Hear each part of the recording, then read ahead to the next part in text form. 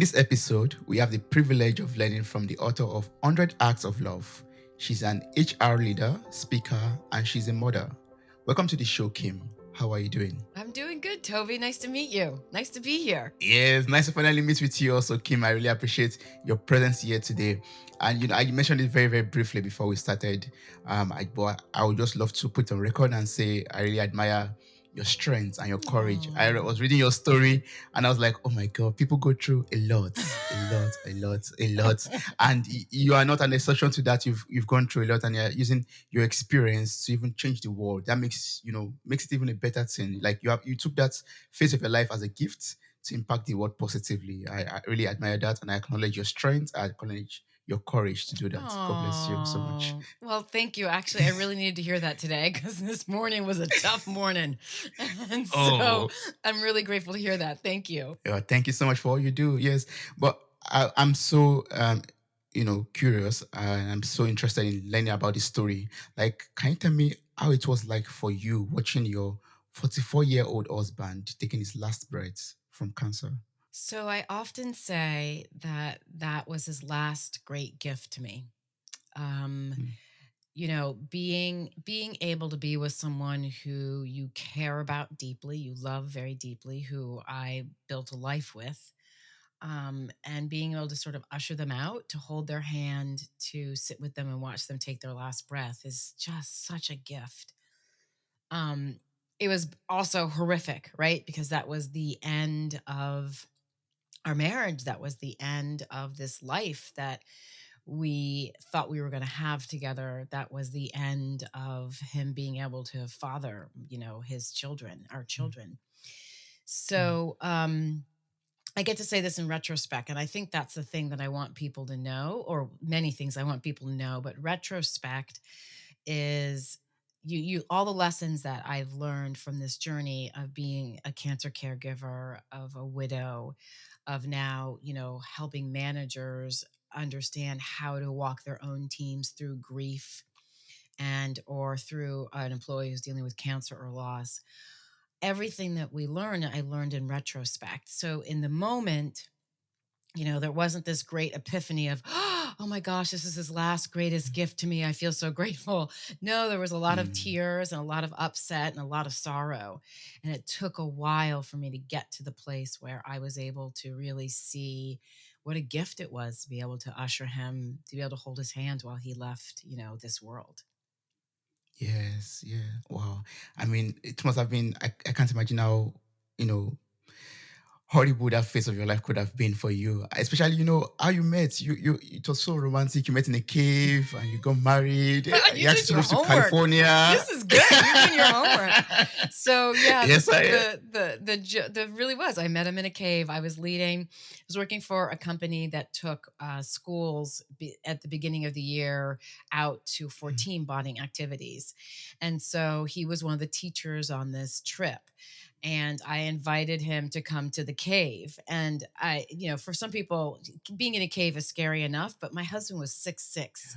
So he was a very tall man. So the idea of, Yeah. and we're talking splunking. We're not talking being in the big cavernous caves that you see sometimes where there are little paths in them. We're talking about Mhm. squeezing in between cracks and wearing a Oh. helmet and a light on your helmet. And if the light goes out, you cannot see anything. So Oh. he came in the cave and we had a really fun time. I guess I talked him into it. I said, it'd be really good for the kids and you can show how what it means to be courageous. I was just kind of making up Mm. stuff. and and he came in and then Mm. we managed. He came back the second day, which Mm. I, had I just even thought about it, that should have been a signal that this gentleman was interested, because no right Mm. man in his right mind would go for his 6'6" would come back to a cave the second day. So he came back with a different group of kids the second day. And then by the end of the Mm. weekend, he said, hey, would love to show you pictures. We were talking about camping and our experiences with being in the outdoors. And he mentioned that he had pictures of him hiking in Virginia, where it snowed. And Virginia is a place in the United States that's south, so it doesn't Mm. snow in the mountains there very often. And he had pictures of this, and that's how he sort of got me. He said, "I would love to show you pictures of my camping trip that I took in Virginia where it snowed, and also, by the way, I have a Mm. puppy. So Oh. so that's how that relationship began. Yeah. Yeah. Wow.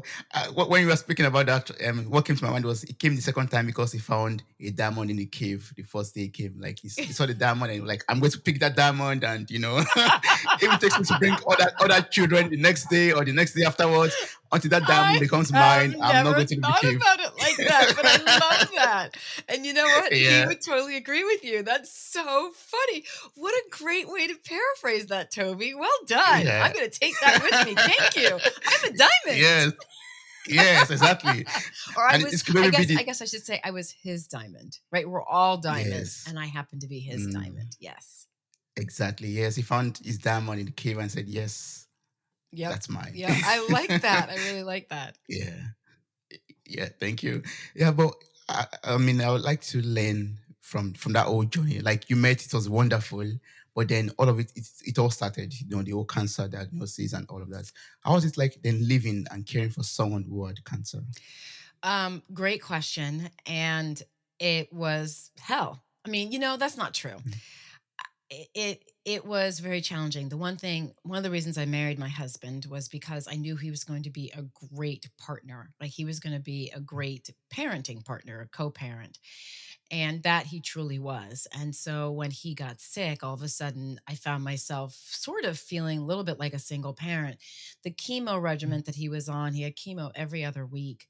And as a result of that, and the type of chemo he was on, he really sort of disappeared mentally. The chemo would make him very fatigued, would make him very foggy. He couldn't concentrate, he couldn't focus. Sometimes he would just he would start a sentence and trail off. So mm, for about, about I'd say 10 days every 10 days every 2 weeks, he was sort of non-existent because he would get mm, 4 rounds of chemo in 4 days, then the chemo would be surging through his body, would be sort of working on his brain. Um, so there was definitely challenges there, and it's always so mm, painful to watch someone you care about and you're unable to help them, right? I mean, there's really nothing I could do other than make sure that he had the right nausea medicine and was seeing the doctor. In a lot of ways, it was alarming because my husband was very stoic. So one of the doctors said, we threw everything at him, um, mm, and and he never complained. Like he just never said this hurts. And she goes, I know he was in pain because I've seen other patients get the same type of treatment, and there have been a lot of pain. And so he was stoic, but that also led me to feel like I needed to make sure, just check in with him, because sometimes he would mm, put up with high levels of pain that he didn't need to, but just mm, because that's who he was. So it was hard, but it was also a really beautiful time in our lives, and that our communities came together. And I think that we don't know what kind of communities we are part of until something tragic happens, and then people come out of the woodwork to support you. And that's mm, exactly what happened with us. I'm so grateful. Our kids' friends' parents, came and supported us. The people at his work came and supported us. Our families. We had friends fly in from across the country to support mm, us. And it was in that support that I really learned that's really where our strength lies. It was yeah. also there where I learned, and I'll share this with you, where I learned one thing never to say to anybody going through a difficult time. And it Yeah. shocked me because it was something I said all the time. And it's something I hear people say all the time. It's funny, I was watching a show the other night and I heard a character say it. And I was like, no. um, Yeah. but that sort of started launching me on this path to really help people. The support we got from our community launched me on a path to help, to want to help, and to guide people, to show them how they can show up for their friends or family, because a lot of people didn't show up for us, not because they didn't want to, but because they didn't know how. How to, yeah, yeah, that's true. And I believe that's the motivation behind your book, 100 Acts of Love. Yeah. Yes, absolutely. Yes. Yeah, yeah. The Yeah. motivation behind the book was to, I know you said that I'm courageous and strong, but honestly, it's I don't really even fully believe that. I think what it is that I stand on the foundation that was partly built by people who showed up and helped us. mm, And it is such an incredible thing to do, to be able to give to somebody. And I wanted to show people the book is laid out in a way. I'm sorry, let me back up. I wanted to show people how easy it is to help. When I used mm, to think about helping before my husband had cancer, I used to think that, okay, helping means that I need to make dinners every Monday for the next, 6 weeks. And that just felt so overwhelming to me. But what I mm, discovered when my husband had cancer and after he died is that some of the most meaningful help that we received was so simple and easy. And I really wanted mm, people to know how simple and easy it is. It's something like, if you can afford to pay for petrol for somebody, just fill their car with gas. Just hey, I know your car. Call me next time your car is near empty, and I'll grab it and I'll fill it with mm, gas. Right? It's mm, simple mm, things like that that are really, really, really helpful. mm. Yeah. And how did that, affect your influence, your process of grieving, or maybe going through depression or something? How did that, really help you get out of that phase of your life? That's a really good question. I think it helped greatly. Death or having any type of disease is very isolating. Death in Mm, particular feels like no one misses people go back to their lives after 3 months. And so mm, the support isn't as present as it had been. And so it feels sometimes like you're really alone. And that you're the only person who's grieving the loss of this important person in your life, but you're not. mm, And when people come in to continue to support, I think it's really helpful. I think it's really powerful, and mm, it serves two purposes. One, it helps the person who's going through a difficult time remembering that they matter and that they count, and what they're experiencing is being seen. But it mm. also helps the person who helps, because we all want to be connected in a community, and we're all Yeah. searching for those things. And what I think we don't realize is being part of a community means you reaching out and helping another person, and that effect of that is really powerful on who you think you are and your own personal well-being.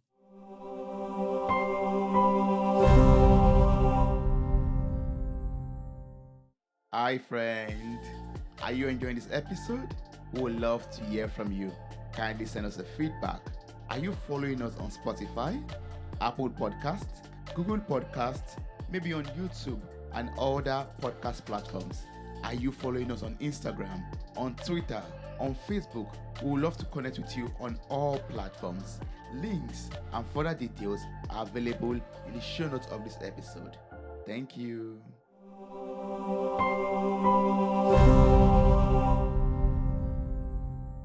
So now I want us to go into your book and want us to walk through that guide, because I want us, each and every one of us, the listeners, to also be in that kind of place to help someone who is grieving, or to be a light in the world, basically. And that's what your book provides to us, actually.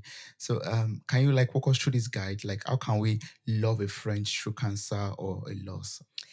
So, the number one thing I say to people never to say, and I'm going to start there because it's such a common phrase. We always say, if you need anything, let me know, or let me know how I can help you, or some version of that. And it Mm, feels like it's really helpful, right? It really does. And the moment you really do mean anything. If someone said, I need some special caviar from Russia, you feel like you would try to figure out how to get to Russia. Like I would call you, Toby, because you're closer than I am. And I'd say, Toby, can you go to Russia and get this special caviar and get it sent to me? Right. So we feel yeah. like we would do anything, but we have Mm, limits on how we're able and want and willing to help. And so there's four main reasons this phrase is not helpful. The first thing is it doesn't acknowledge what the person is going through. And that's one of the things that we often forget. When we watch someone going through something, we want to go into action, but the very first thing we need to do is just say, "Holy hell, I see what you're going through."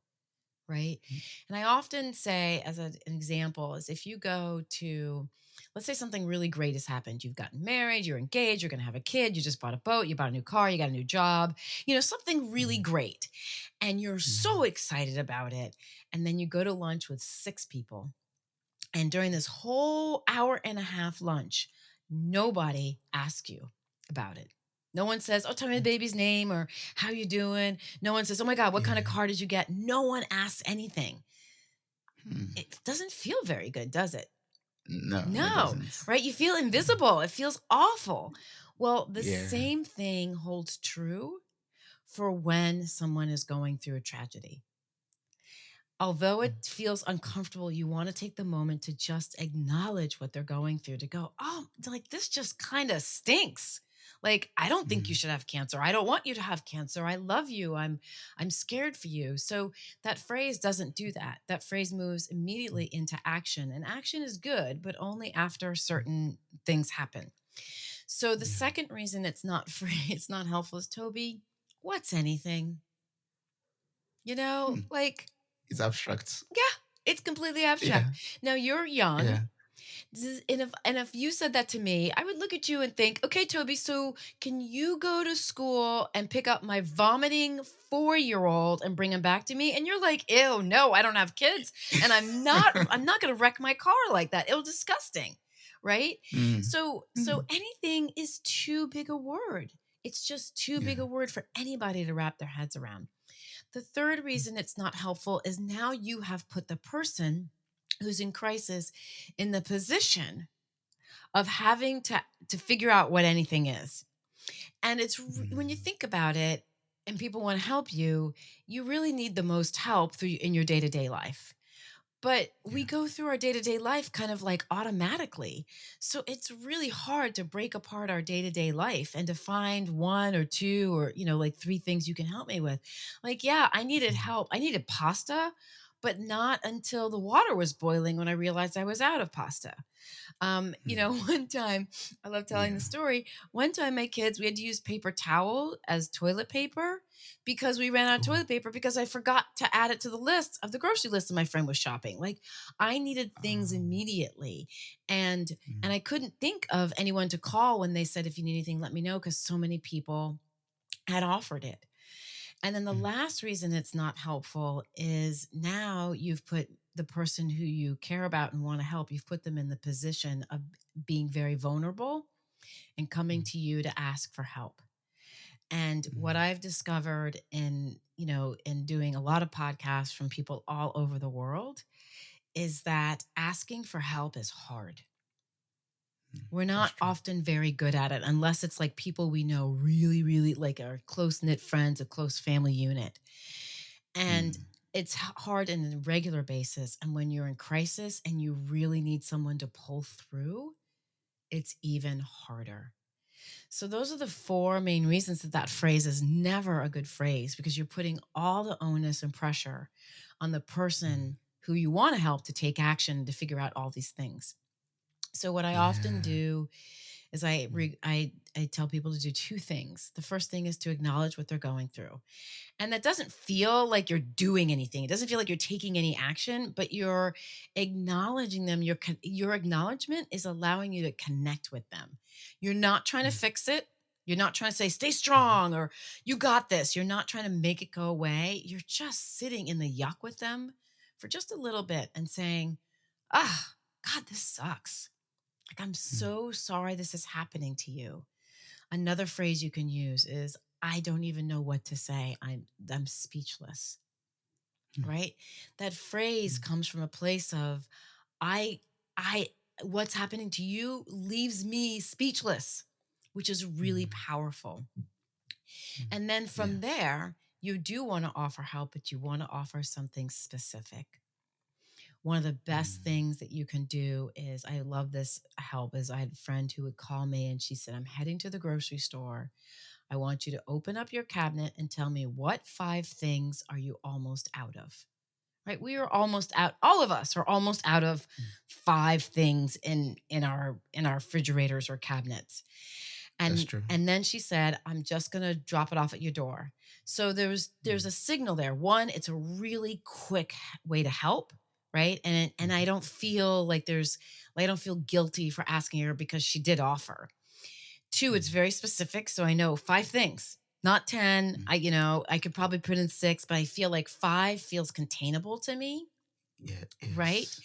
And then the third thing she does is she says, "I'm just gonna drop it off at the door," which signals to Mm, me I don't have to deal with the "How are you?" and all the questions that well-meaning mm, people mean mm, well, but they're often intrusive depending on where I am in my state of mind. There were some mm, days that I would be happy to talk to you about what was going on with my husband, and there were other days I was like, I can't talk about this right now." mm. So she signaled to me that she was just going to drop them off, which meant that I had the option if I wanted to wait for her and talk and she was able to talk, I could be at the door, I could stand there, I could invite her in, I Yeah. could talk for a few minutes. If I didn't, Mhm, she could just leave the groceries at the door and just say, "Hey, left the groceries at the door," and then that was it. So when you yes. offer to help, you want to be as specific as possible and you want to make sure that you're relieving them of the pressure to respond to you. Mm. You're taking off that burden from their neck, basically. Yeah. Yeah, You don't have to dress up and maybe put on a smile to see you at the door. exactly, exactly. And Mm, maybe they mm, want to dress up and put a smile on for you. Maybe they don't, but you're mm, giving them the mm. option, and that's really important. Yes, yeah. What are some other, things that we could offer someone who's going through such, situation? Like maybe offering to buy grocery or fuel the car. What are like some simple things that we could do also? Yeah, the car one is a great way to help if your friend has a car, because it's Mm, something that, when I live in Los Angeles, so our cars are very important because our public transportation is not good. And mm, so you think about when something goes wrong with a car on a regular basis, it's really stressful when you've got this, cancer diagnosis or loss looming in your life. mm, So one thing that my neighbor did, it was so sweet. My neighbor Nate, he wandered up to the house one day and he said, "Hey, when was the last time the oil was changed in your car?" And I was mm. like, "Don't know. No idea." And Yeah. he said, "Well, I'll tell you what. Why don't you I'm home all day tomorrow. Why don't you text me, leave the keys in the mailbox, and I'll swing by and pick it up and change the oil for you." So I said, "Okay." And Mm, again, even the offer to help, he said, "Leave the keys in the mailbox," right? So then mm, mm. he's giving me the option to interact with him or not, which is Yeah. just there's so much power in that option. And I think sometimes people want to know and they want to show how much they care and they want to listen and they want to hear what's happening, but sometimes the person that it's happening to doesn't want to talk or share that information. And so Mhm, we come from a place of caring, but really we can be intrusive in those situations. mm, So I call him the next day. I let him know the keys in the mailbox. He comes by, he picks up the car. I don't even know when he returns it, probably an hour and a half later, he returns it. And then, excuse me. And then later that day, I go out and I've got the kids with me. And I mm. walk out to the car and I actually start to cry. And I get in the car and I start the car and I'm sobbing because not Oh, only had he changed the oil in the car, he had had it washed inside and out, wow. and then he'd filled it Oh, with gas. mm, And the gas thing was so important because even if I had seen that I was out of gas, and I cannot tell you how many times during while my husband was sick and after he died that I almost ran out of gas because I would just forget. I just would forget to look or wouldn't see the little thing that says that I'm out of gas. mm. Even though it's bright red, right? So that just shows you, grief, and you can have tunnel vision when you're doing things. So even if I Mm, had realized that I was out of gas, I wouldn't have asked anybody to do it because it would have felt such a silly kind of thing to ask someone to do. Like, why can't I get mm, my own gas? There's nothing wrong with me mentally. And, mm. there was something wrong with me mentally in that when you're under stress, doing normal things seems to take a lot of extra energy. Yeah, So it was yeah, such a sweet, kind thing for him to do. And I talk about it to this day. And it was 13 years ago. you know? Wow. So Yeah, I that's th- I think I think what I like to tell people is we all have helping superpowers. And what I mean by that mm, is things that we really like to do, that are sort of normal house chores that we do, that we don't find very taxing or hard, right? mm, And mm, so those are your helping superpowers, and that's what you can offer to help the other person with. So a great example is I am not a cook. I can mm, cook. I don't enjoy it. I just don't enjoy it. I don't enjoy the planning mm, of it. I don't really enjoy I sometimes enjoy the prep, but I just don't like to do it. But I'm a great grocery shopper. And what I mean by mm. that is that if you need something and a Yeah. particular item that one store doesn't have, I will find it. And if the store says it's coming in on a truck at 7 a.m., I will be at the Mm. store at 7 a.m. to meet that truck and make sure that that grocery clerk goes out to that truck and gets that one item that you need. So Yeah. I love that kind of searching. It's really fun for me. I enjoy it. Mm, So that's mm. where my superpower is. So we all have superpowers. And the Yes. superpowers are in the house. I mean, Toby, like, what do you think your superpower is? What do you like to do around the house that you just enjoy? Oh, I love cooking actually. Perfect. That's perfect. Yeah. Okay, what else? Let's. I want to stay away from food. What else do you like to do? Okay, around the house, for example, I love cleaning Okay, also. that's a Like, yeah. great thing. It's like, let me come Mm, over. I know people have been in and out of your kitchen. Let me come over and clean your mm, kitchen. mm, Let me come mm, over and clean your bathroom. Let me mm, hire someone to come over and clean your kitchen or your bathroom. Let six friends, let six of us hire someone to come over and clean your bathroom and your whole house. Right? mm. So those are the Yes. simple ways that we can do, simple things that we can do that are just really easy and pleasurable for us. But when we do them Mm, for someone else, they're really meaningful, right? They're like, mm, oh my God, they walk into the kitchen and they think, thank you, Toby. Like, I had no idea how stressed I was. I was looking at my kitchen right now. Um, they had no idea how stressed I was about cleaning the kitchen yeah. until it was Mm, totally cleaned. It's like you take this tiny little burden off of their back mm. and it just allows them to kind of to more easily put one foot in front of the other. Yeah, yeah. Wow. Thanks so much for sharing that. Now I've learned a lot of things to do to help a friend or anyone around me that is going through a loss or maybe sick or whatever. One thing I took out of this is to be specific with my action. Like, what do you need? Not ask me for anything, but like I can help you with this, and put your key in the mailbox, for example. Yes. Yes, exactly. And you don't have to be Yeah. you can be like, "Hey, if you have any trouble with your car, call me." Right? You don't Mm, have to be like, mm, "I will fill it with gas, I will," but you can be general. I'm happy, I'm yeah. always out and about, happy to pick up the kids from wherever you Mm, need them to be picked up. And this also mm, applies to work, because we all mm, have our superpowers at work. And a great example is someone who, this happened. I worked with a client where the employee who was sick wasn't really great at Excel, was trying to get better at Excel, and would put these reports out and would struggle kind of mm. putting the pie charts together and the pivot charts together. They knew how to do it, but they would Yeah. just kind of, so their coworker said, Mm, "Look, I know you have this report due. Let me do the pie charts for you. mm. I love this kind of stuff." So he took over doing it for her for, I think it was like 2 months. And Mm, she was so grateful because, she was working while she had cancer, and it was something that was mm, kind of weighing down on her head, and it was just such a struggle for her on a normal basis. And he was mm. so happy because he loved doing this and he got to support her. So those are the type of Yeah. situations where it's a win-win. So the same thing happens at work as well. Yeah. I'm happy you brought up work. Were you able to work during this time of also? Were you able to like see work as an HR He leader? and oh, I was actually not working at that time at all, and Oh. I'm really Mm, grateful I wasn't. I was working as a freelance writer, so I guess I should say that. I was working as a freelance writer.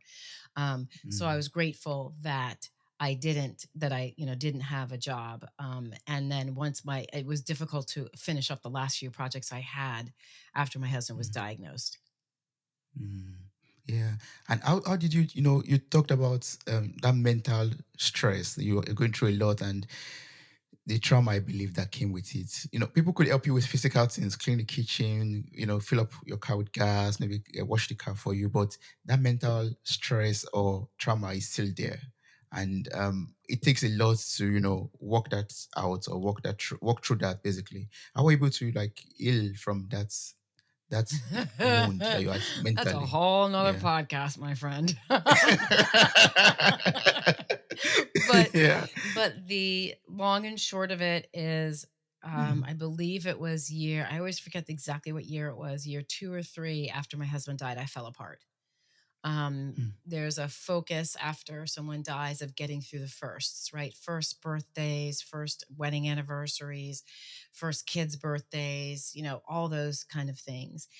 And then the second year hits and it's really hard in a different way.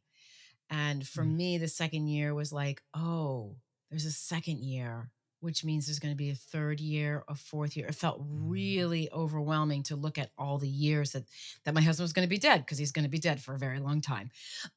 mm, Right. So there mm. was Yeah. there was that overwhelm, and trying to manage a life with trying to raise 3 kids, get work, um, Mm, go back to work. It was a really stressful time. And on year 3, I actually hit a bottom I never knew existed, with a mm, major depression, mm, and, really struggled. And that's not everyone's story, for sure. But what I did was I knew I needed extra help. And so I did find someone who gave me that help. It was really a spiritual crisis is what it was. mm, Um, mm, I was just feeling really lost, not sure where I was supposed to be, what I'm supposed to do, who I'm supposed to be. The good thing and the bad thing about being married while you're going through something that's really difficult, like for my husband and for myself, is it brought out the best of our marriage for sure, and it also brought out the worst of our marriage, right? The cracks, the mm, little fissures that really we were sort of ignoring. And then we mm, didn't have an opportunity to work through those because he died. And mm, so there's this self-reflection that's left that was really difficult. So I actually I started meditating.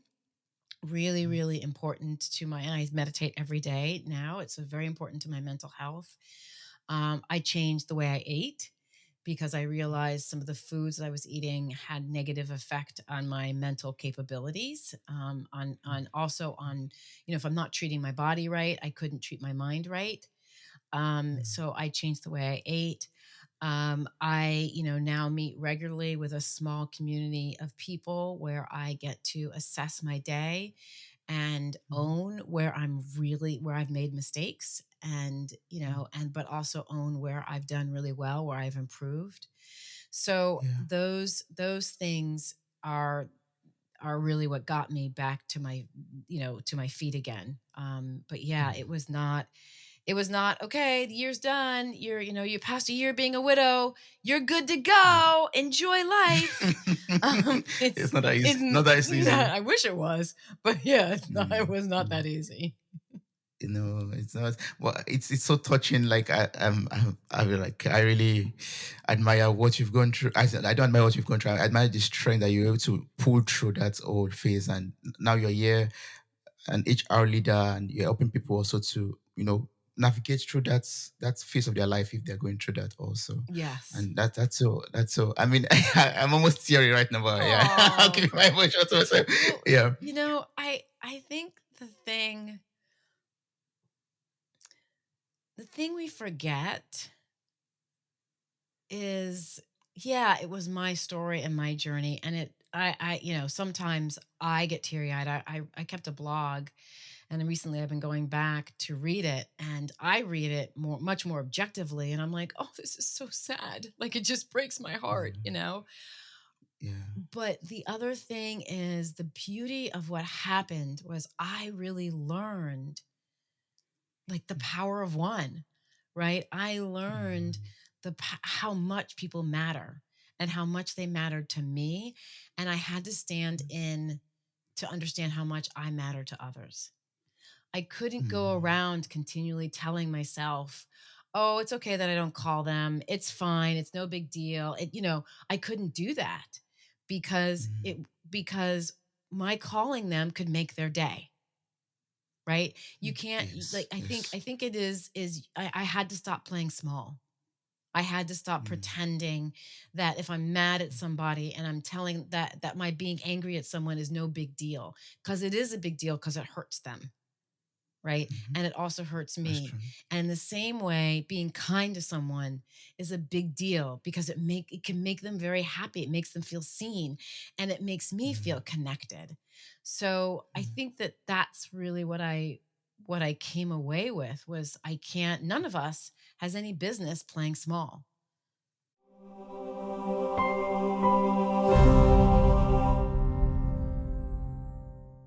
you Yeah, know? that's true. Yeah.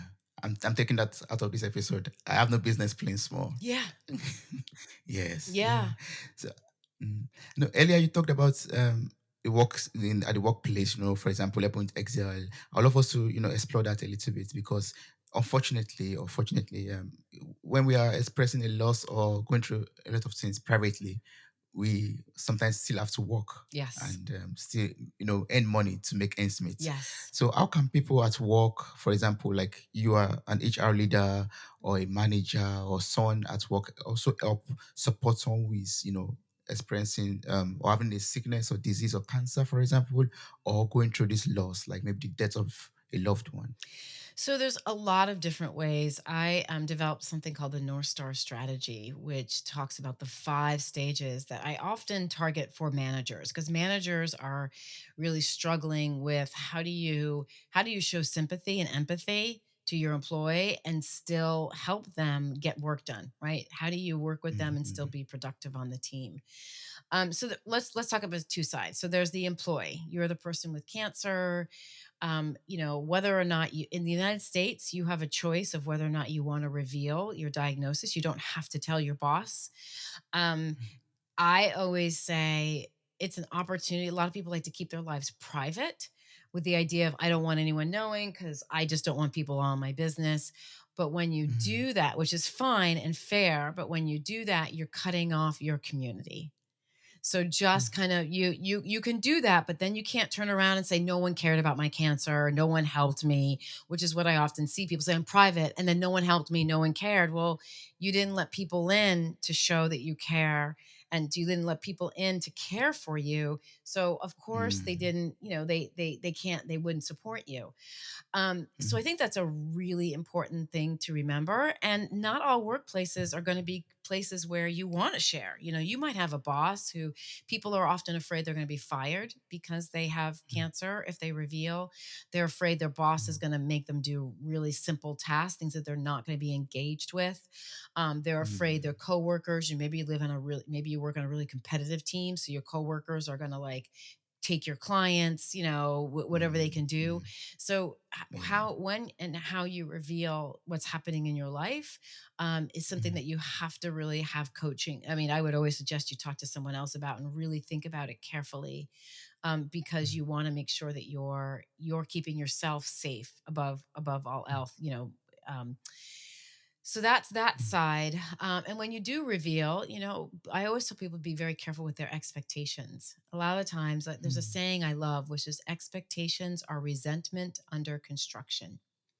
So if I expect you, Toby, to show up at my door with dinner, but I didn't really Yeah. share that expectation with you, Mm. and then you don't show up at my door with dinner, I'm annoyed. I'm like, well, he Mhm. said he would do it. Well, granted, I mean, I didn't give him an exact date, but he said he'd do it. And he hasn't offered, and he said he'd do it. And so all of a sudden, now I'm getting turning into resentment because I had an expectation that wasn't real. And so I Mm. think it's really important for all parties to really understand to be very clear on their expectations of what they expect from the other person to do. For Yeah. managers, I go through it really quickly. Make sure you say something. That is above saying if you need anything, let me know, which is the worst thing to say. The worst thing you Mm. can actually do is not say anything. Right? It's just that Yeah, like that's that lunch example I gave. It's just brutal. So if you are a mm. boss, you have a responsibility to say something, right? Your responsibility to Yes. say, "I'm so sorry this is happening to you. Let's have a conversation next week to see how this is going to affect your work. That's your job as a mm, manager. mm, The second yeah, thing you need to do as a manager, and this goes for employees too, colleagues as well, is to sit down and write about your feelings about this, right? We all have our personal lives, who that have been affected. So maybe your mom died of cancer, and having an employee mm, with cancer is just really stirring up a lot of stuff and a lot of fear. Maybe you mm, have no cancer experience and the only cancer experience you've seen is on TV. So now you're expecting the employee or your colleague to, lose weight, lose all their hair, all the mm, stereotypes we think about that cancer mm, has, right? mhm, Maybe your best friend died of cancer 2 weeks ago and you are mm, really raw and it's really hard to deal with a colleague that has cancer. So just to spend mhm, that time getting those feelings out, because here's the thing, we think we're fooling people. We're like, "Oh no, I'm fine." Everyone knows you're not fine. You know what I mean? When someone goes, "No, no, I'm fine." You're like, yeah, "Bull crap. You're not fine. I can tell you're not." Our feelings leak out of us all the time. All the time mm, you know mm, and so if you mm, don't get them out on paper, so at least they're not running around in your head, because that's where they do a lot of damage, because you start to make up it's sort of like a snowball. It just gets bigger and bigger and bigger and bigger and bigger. Or we do a lot yeah, of damage. We make up stories about what this person said and what it means that they said that, the whole thing. And so until mm, you got to get that stuff out on paper. The other thing I always suggest is make sure you talk about your stereotypes. Like, when we think about a widow, like, mm, it's still shocking to people that I was young, because when we think of mm, widows, we think of them as older people, which is yeah, true. I mean, that's stereotypes. mm, There's some stereotypes are based in some stereotype facts are based some stereotype stigmas are based in fact. So, yeah, mm, women do live longer than men, which means that their husbands are dying. Um, mhm, but the stereotype is that a widow is always sad, right? That we're always yeah, sad. yes, And, yeah, I don't yeah, want to talk about her husband because she's going to start to cry. I mm, don't want to make you uncomfortable if I talk about your husband. And mm, and oh, Kim, you seem so full of joy and lightness. Well, it's okay for me to be full of joy and lightness, because just because I'm a yes, widow doesn't mean I'm sad all the time. So really checking mm, in with those stereotypes is really, really important. And then mm, this comes in for when then we get into assessments, which is exactly what we just talked about. Figure out what you're good at, right? mhm, So if you're at yes, work, figure out yes, what you're good at. If you're a manager, what mm, is this person who's dealing with this crisis working on?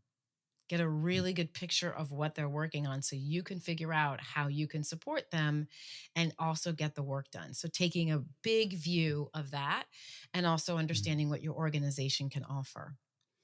Then the mm, fourth step of the North Star strategy, the fourth point, I mhm, should say, is yes, is that's when you can go into action. So that's where mm, you as the manager say, okay, y'all, Toby's going to be out for the next a month, but I've spoken to him and he would love for you all to stop by and visit.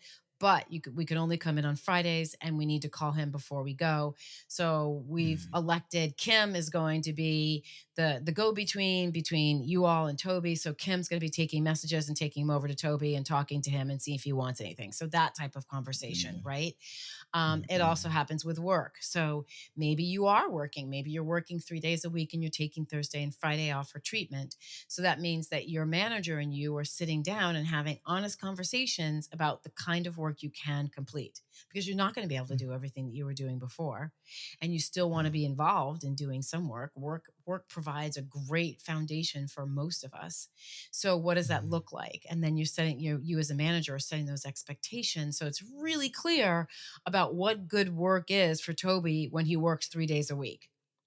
yeah, Um, yeah, and then the last one is, of course, is reflect and repeat. So look at what's working and look at what's not working and change it up. Go back. mm, Maybe you really don't want people coming by the house every Friday. So let's change that and make it just Friday morning, right? Or you just want Friday afternoon, or maybe no Fridays at all. Maybe you're done with having visitors. Whatever it is, mm, it's reflecting and repeating and doing the same thing over and over and over again. So that's how I yes. that's how I work with organizations in when they're dealing with an employee who has a crisis. Oh, that's so essential and important. Basically, like that. I think that's seems very simple once we've heard it right now, but there are things that we quite forget actually when we're in the real case or in the real life scenario. Exactly, exactly. It's like, "Wait, what do Yeah, I do? yeah, How do" because emotions yeah. get involved. Mm, When mm, someone we care about has cancer or dies, it is terrifying. It's terrifying. mm-hmm, We think that could be me. I still to this day, whenever I go see a doctor, if it's a new doctor and I have mm, problems, my husband's cancer showed up in his lungs first. mm, I will tell them, I'm really scared that the breathing is this. My husband died of cancer. I really need you to do an x-ray. And they have never turned me down, mm. right? Because they Yes. know, like, I've come in clean with, this is a fear of mine and Mm-hmm. I just need you to reassure me. And Yeah. so, they have done that. So we all have these, it's terrifying. Our friends were terrified. How could Mm, someone so young and so healthy get cancer and die? What the heck? yeah. Mm, Right. So I think just yeah. acknowledging those feelings is so important, because then, and especially getting them out of your head and onto paper, because then you can level yourself down. It just clears them out a little bit for the moment. Mm, You have to write again and again and again, but then you're more mm. settled and you can take more concrete, thoughtful actions. Yes, that's true. Yeah. And the last point you mentioned of also helps us in other areas and even in this area. That's reflecting and repeating basically. Like even when we're writing our expectations down, we have to reflect. Okay, what were my expectations last week? Yes. Okay. Yeah. If you're not the same thing, they have to rewrite them. Repeating that practice basically makes us better and improving our lives. Yes, Yeah. yes, for sure. I mean, my Yeah. husband we had expectations of what chemo was gonna be like after the first round, and by the time we Mm. got to the 6th round of chemo, we laughed at the expectations we had during the first round. It was crazy thinking, but we Oh, didn't know that, and so along the yeah. lines, we had to reassess and reassess and reassess. Hmm. So I want everyone to get this book. Can you tell us how to get the book? I'm going to place the link to your website in the show notes of this episode. I want people to read. Go to the about page first. Go and see beautiful pictures of you and your Oh, family, and thank it's so you. beautiful. But I would love you to tell us how to reach out to you, connect with you, and work with you. Sure. So, if you want to learn, I know I mentioned one thing never to say to anybody dealing with cancer or loss, and there are actually four other things that I highly recommend that you do not say. So, if you'd like that Mm, list, you can go to 100actsoflove.com/ what not to say. No capitals, no spaces, just backslash what not to say. And that's the number 100. So mm, you can download that there. If you'd like a copy of my book and you're in the US, I would love for you to purchase it on my website. But it mm, is also available on Amazon. And for anyone outside the US and Canada, it is available as an ebook download. I'm working on making it available so they can get shipped to you as well for wherever you are in Europe. So we're working on that one right now. oh, that's great. The last thing is, if you'd like to reach out to me, I do LinkedIn Lives every Thursday at 12 p.m. Pacific time. So you can, if you have a question, if you have an employee or a colleague who's dealing with cancer loss and you don't know what to say or what to do, you can DM me, ask me that question, and I'll respond on LinkedIn Live. I won't use your name, so you will remain anonymous. And Mm, there I share tips for managers. This next three LinkedIn lives will actually be personal stories. I'm going to be sharing some. I think this Thursday. Yeah, this Thursday I'm sharing three lessons that I learned from my dead husband that I use every single day. So I'm just going to mm. be sharing a little more personal stories. So if you'd like to join me there, that's great. And of course, you can always follow me on Instagram. I love Instagram. I want to spend more time on Instagram, and that's at 100 Acts of Love. Awesome. Your Instagram, Facebook, LinkedIn, and website information will be placed in the show notes of this episode. So I encourage everyone to just click on all the links, follow on all places followable, buy the book, and then, yeah, become even a much more better person in showing love, acts of love to Exactly. people out there. Spread Yes, the yes, love. You can spread the yeah. it's and I think that's the thing. Sometimes we think, "Oh, yeah, I wanna spread love," but how? And Mm, it really is as simple as, calling up a friend and saying, "I'm going to the grocery store. I'm going to the drugstore. I'm going here. What do you need?" Or, "I saw this really mhm. funny thing." It's not as hard to spread love as we think. Yes, it's not that difficult. It's not that complicated like we think it Yes, is. Yeah. exactly. Yeah, yeah. So if there's like the biggest lesson that you want everyone to get out of this episode, like as a closing remark, what would that be? You matter. Hmm. Just really simple. You know, you Yeah. as you and all your flaws and the mistakes you've made and the things that you think are unforgivable, which are totally Mm, forgivable, but you matter. The mm, grocery store clerk who just needs a smile. And you could be that person who gives her their smile that makes them think, okay, today, honest to God, today I'm not going to kill myself. Right. mm, I mean, mm. you matter. And when you show up in kindness, just simple kindness for others, it makes a big difference to everyone and to yourself. Yeah. Wow. You matter, Kim. I Oh, matter. you Everyone do matter matters. too, Toby. Absolutely. Absolutely. Yes. Yeah. Thank you so much. I really appreciate this. It has been so touching. It has been so enlightening. It has been so eye-opening. I really appreciate this wonderful conversation I had with you. Thank you. Thank you. Thank you. Thank you so much, Kim. I Thank you appreciate so much, this. Toby. I really appreciate. I love your podcast. I love how deep and all the guests you're getting. You're getting some really. You're making. It's. I'm thought provoking, and you have another subscriber. Thank you. And you could also leave us a review on Apple Podcasts or Done. whatever. Anyway, done. I will Yes. do Thank this. you. I will do it for you. Absolutely. Wow, you made it to the very end of this episode. Thank you so much for listening. I'm grateful for your time, your love, and your contributions. Subscribe, like, review, and share this podcast. God bless you. Bye. Bye.